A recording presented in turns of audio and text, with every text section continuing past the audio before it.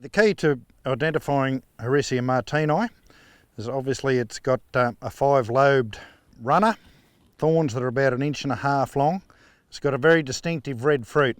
It makes it very attractive to birds, and they'll consume the fruit and the seed, and basically wherever they drop it, it'll grow.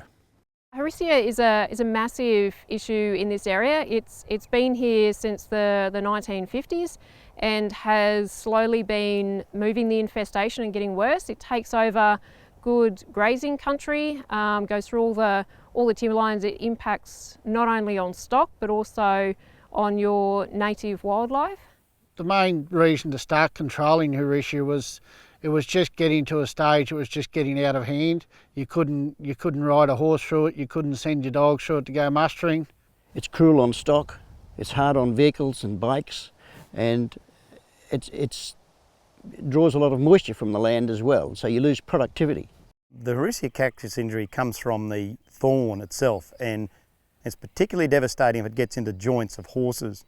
It can cause an ongoing inflammation that won't settle down and can actually end the animal's useful life, and occasionally you have to euthanize an animal because of an injury.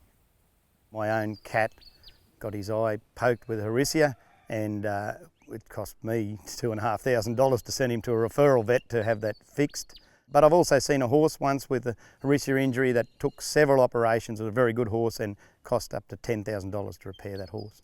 Last year I purchased some cattle and they were a bit flighty, young weaners, and they ran through this country and half of them were crippled. An important part of Harrisia control is to start early. And if you start early, the problem won't be a huge one and a daunting one, and you'll get on top of it very quickly. The main way Harrisia has affected us is we've had to have the extra expense. We've been probably spending between anything up to 10 to 15,000 on this place. We integrate the control program of our land management. In the farming country it's fairly easy, we can go in at any stage and do it, but if we're using the paddocks for grazing animals we have to be very aware of what we do in a chemical sense, and with the animals grazing that we don't cause any hiccups with withholding periods. And we also are very aware of what we sell into the food chain, so we like it to be green and clean and healthy.